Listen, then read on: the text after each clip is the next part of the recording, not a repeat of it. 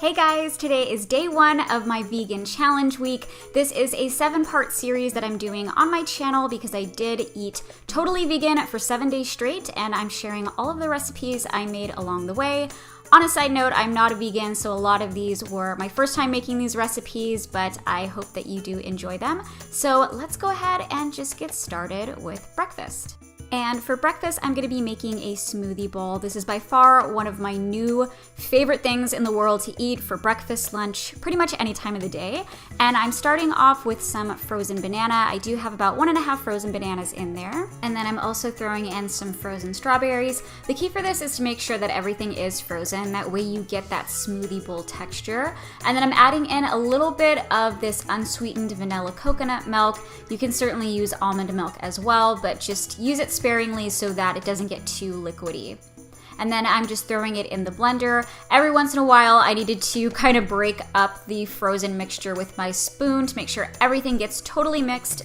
And then when it's finally at the consistency I like it, you can see it comes out like this super creamy, fluffy, ice cream looking texture. It is so pretty, and I love that it's baby pink. And then I'm topping it with some sliced banana. I'm also adding in some chia seeds over top. Of course, you can dress this up however you want.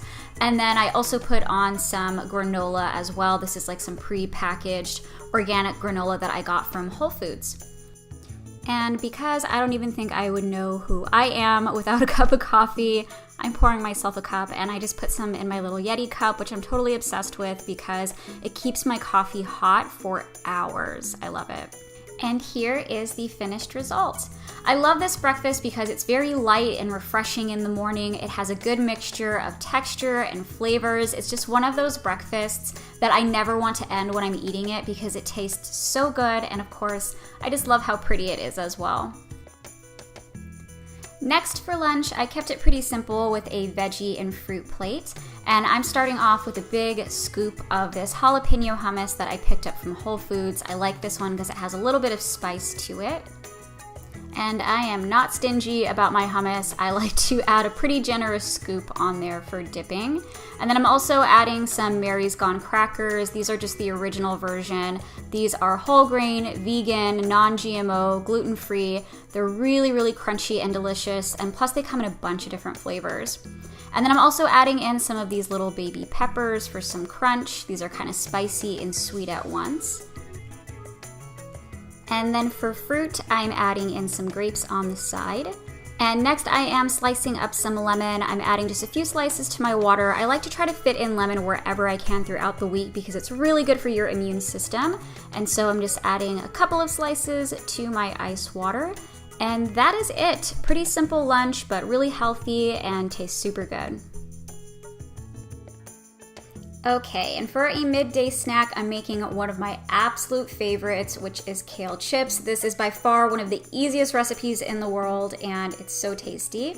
So the first thing I'm doing is rinsing off the kale and then drying it. The key for this is you really want to make sure you dry your kale off really well, otherwise it won't crisp up correctly. It will get kind of mushy and stay a little bit soggy.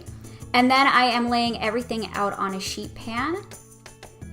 And I am drizzling a little bit of olive oil over the top, as well as sprinkling in some salt and pepper. You want to be really light with the salt because something about kale absorbs salt like crazy, so I have a tendency to oversalt these on accident, so just a quick tip.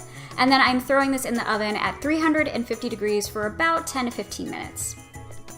And here is the finished result. You just end up with these really tasty, crunchy, crispy kale chips. I actually could have dried these off a little bit more so they're not as crunchy as I like them, but they still turned out pretty good. These are such a great alternative to regular potato chips. If you're a crazy snacker like me, you will really love these because they have a little bit of saltiness and crunch to them, just like a regular chip. But of course, these are a lot more guilt-free. And of course, I'm also having some iced water and lemon on the side. And then later on for dinner, I made vegan pulled pork sliders. These were so delicious.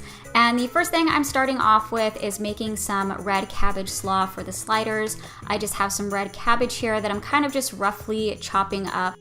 And then I put everything into a bowl, added in some sugar, a pinch of salt as well. And then in a separate bowl, I'm mixing together apple cider vinegar, a little bit of olive oil, a little bit of Dijon mustard, about half a tablespoon or so, as well as some salt and pepper.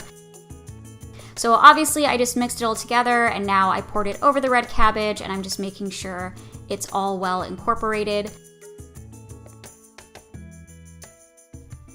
And then I'm popping a lid over the top and refrigerating it for at least 30 minutes. And then for the main star of the show, this is the Upton BBQ Jackfruit. So this is what's going to pretty much act like the pulled pork in the sliders. And this is pretty much just jackfruit that is marinated in barbecue sauce. It really does smell and look exactly like pulled pork. It doesn't taste exactly like it because at the end of the day, it's still jackfruit. It's not the same taste as meat, but oh my gosh, it is so mouth-watering and good. And when you do start to break it apart, especially when you'll see me like break it apart with the fork, you'll really see it does look very, very identical to actual pulled pork. And then I also added a little bit of Baby Ray's. This is just like their original recipe, just to add a little bit of extra moisture in there, because I was reading reviews on this ahead of time, and a lot of people were saying that the mixture does get a little bit dry, so I would recommend adding some of your own barbecue sauce on top of it. And then of course I'm adding on some spicy mustard, which is one of my favorites. This is the kind that like will completely clear your sinuses. It's my favorite type of spicy mustard.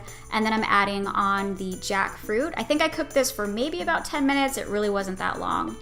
And then on top of that, I'm also adding in some of that red cabbage slaw.